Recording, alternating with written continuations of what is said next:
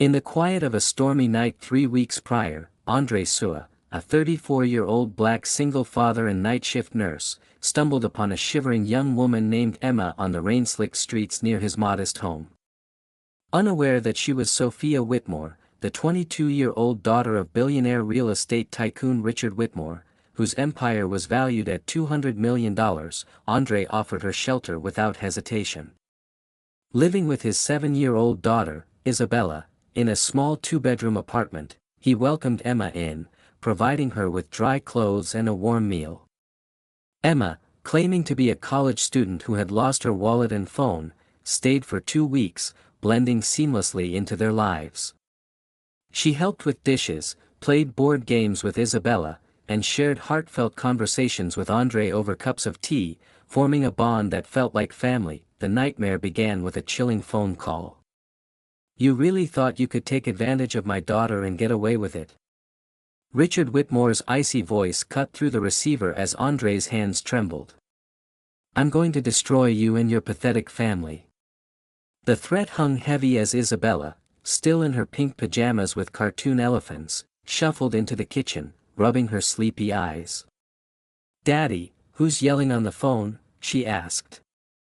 Andre forced a smile, hanging up, but his mind raced with Whitmore's promises, kidnapping charges, career ruin, and loss of custody. Unbeknownst to Whitmore, Andre had a habit from his hospital work of documenting everything, recordings of Emma's tearful gratitude, her laughter with Isabella, and every moment of their shared days, all neatly filed away. The trouble escalated quickly. 3 days after Emma, Sophia, left with a handwritten thank you note, Andre was summoned to the hospital boardroom. "We received an anonymous complaint about your inappropriate behavior outside of work," his supervisor muttered, avoiding eye contact. Soon after, security guards searched his apartment under a court order, while Isabella clung to his leg, her confusion palpable. Yet, Andre's expression remained eerily calm.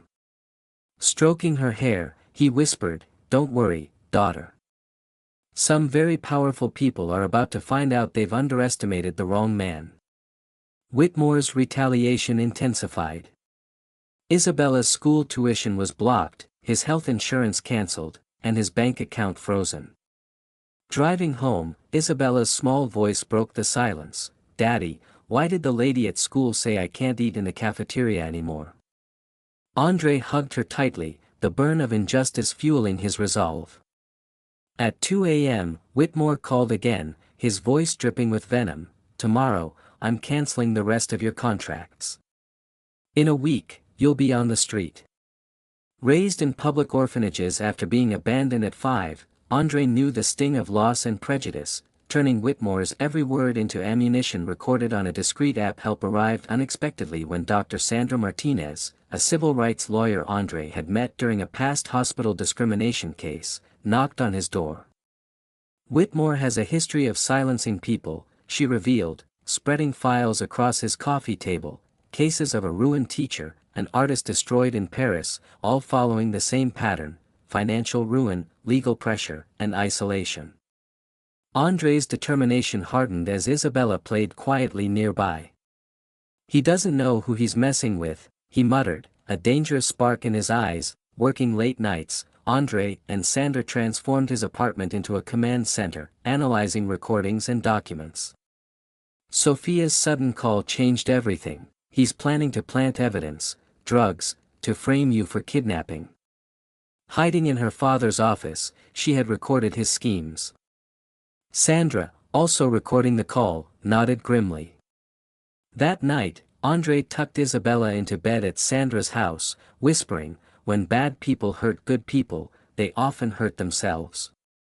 At 9:45 a.m., Andre watched from a surveillance van as 2 men, posing as maintenance workers, broke into his apartment, planting drugs in Isabella's room, the kitchen, and under the mattress. Microphones captured their every word, synced with hidden cameras. At 10:05, Whitmore called the police, feigning concern about a child in danger. But Sandra had alerted internal affairs, and when police arrived, they caught the men red-handed, with live feeds exposing Whitmore's plot. "Mr. Whitmore, you're under investigation," Detective Morrison declared over the phone, cutting through Whitmore's attempts to leverage his influence. Meanwhile, Andre's evidence, threatening calls, financial records from Sophia, reached the district attorney. The media pounced, with Channel 7 News and the Washington Herald broadcasting Whitmore's arrest. Sophia called, tearful but resolute, "I have recordings of his plans. I'm moving to my aunt's in Seattle." Andre's calm reply masked his relief, "Stay safe, Sophia." That evening, Andre and Isabella watched the news as Whitmore was indicted. "Is that the man being mean to us?" Isabella asked. Andre turned off the TV, kneeling to her level, "Yes, sweetheart. But he can't hurt us anymore." Months later, with Whitmore bankrupt and imprisoned, Andre founded the Andre Sua Institute for Social Justice, funded by damages and donations. Sophia, now using her mother's name, Morrison, visited, using her inheritance to support persecuted families.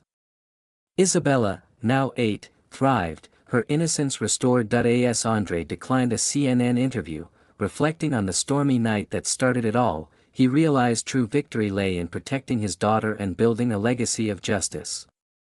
Whitmore, once a titan, now languished in a cell, a footnote to Andre's triumph, proof that courage and kindness could topple even the mightiest corruption.